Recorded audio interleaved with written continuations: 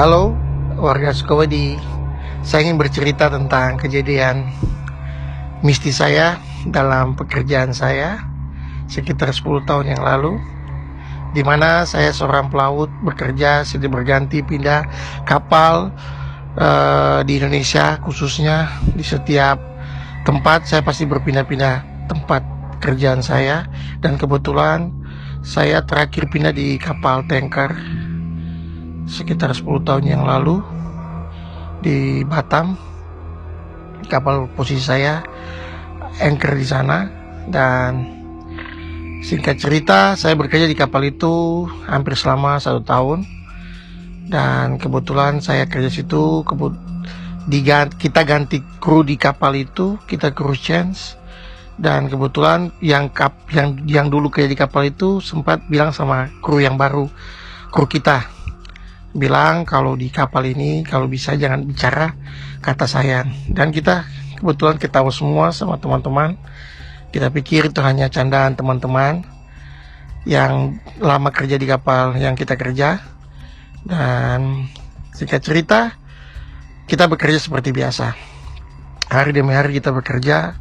Dan ada suatu ketika saya bekerja dan menelpon mantan cewek saya, dimana saya bicara ya seperti biasa, dan ada kata sayang yang saya ucapkan. Di situ saya merasakan ada sesuatu yang aneh sih sebenarnya, tapi saya pikir karena, dan kebetulan kita memang hari itu kita kerja capek sekali ya, saya telepon sama mantan pacar saya, dan seperti biasa ya kita bilang sayang seperti biasa. Nah dari situ kebetulan jam jaga saya itu 12.04, dan kebetulan jam jaga saya sudah mau habis, jam 12 malam sampai jam 4 subuh. Kebetulan jam jaga saya sudah mau habis, dan saya diganti sama teman saya. Singkat cerita, saya bicara sama mantan pacar saya di Anjungan. Saya bicara, dan di Anjungan itu ada kasur memang ditaruh buat kita buat santai-santai, duduk nonton TV sambil jaga. Nah di situ saya ketiduran,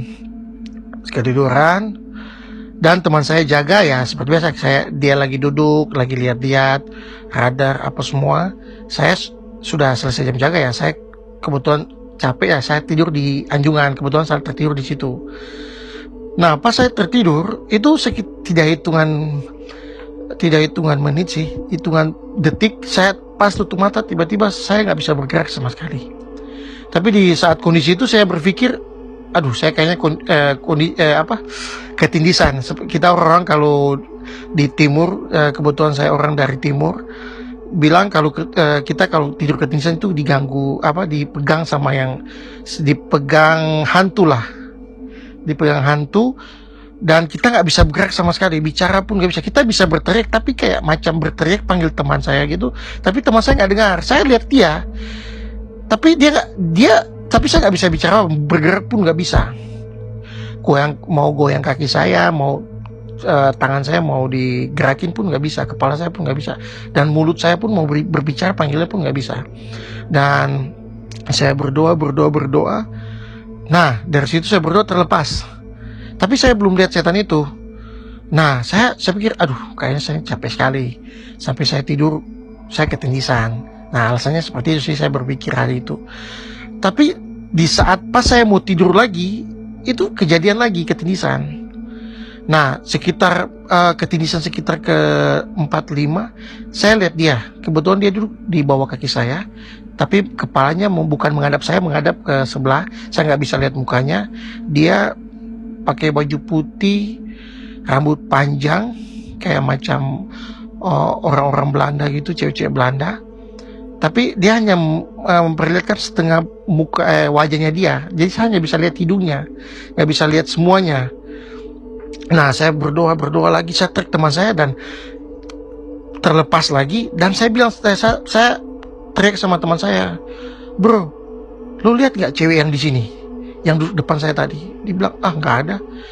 Kenapa lu teriak? Saya bilang, iya saya ketindisan bro, ini saya sudah sekitar 5 kali ketindisan. Lu nggak lihat dia pas di depan gua. Langsung udah lu tidur aja, lu kayak capek. Nah saya sempat takut sih, saya udah nggak bisa tidur, tapi karena capek sekali, saya sambil duduk tapi sambil lihat kanan kiri, dan rasa takut itu ya semakin ada, karena saya pikir aduh kalau saya tutup mata lagi dia pasti muncul lagi. Nah, karena saya mau ya namanya mata kita kan nggak bisa buka terus menerus ya, harus kadang kita kedip kan. Nah, pas saya kedip itu jadi lagi itu sekitar ke 7 ke 8. Nah, ke 8 ke 9 saya kedisa, saya teriak lagi, teman saya kaget lagi, lu kenapa bro, aduh lu kayak capek banget deh, coba deh lu minum air atau apa ya. Gue minum air apa semua, tapi gue takut tutup mata gue. Nah, pas gue terakhir tutup mata, kejadian terakhir pas gue lihat dia dan dia lihat gue juga.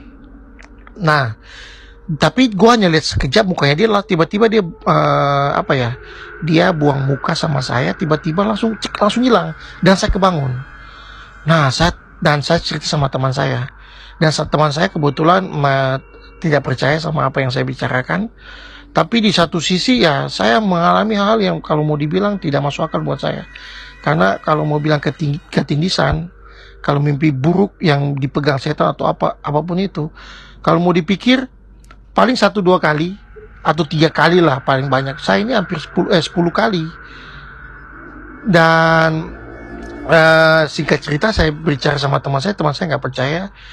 Nah, besoknya jam jaga saya sama teman saya lagi tuh, kebetulan jam jaga saya sudah selesai tapi nggak diganggu sama sekali, nggak ada yang terjadi seperti yang kemarin yang kejadian yang saya alami.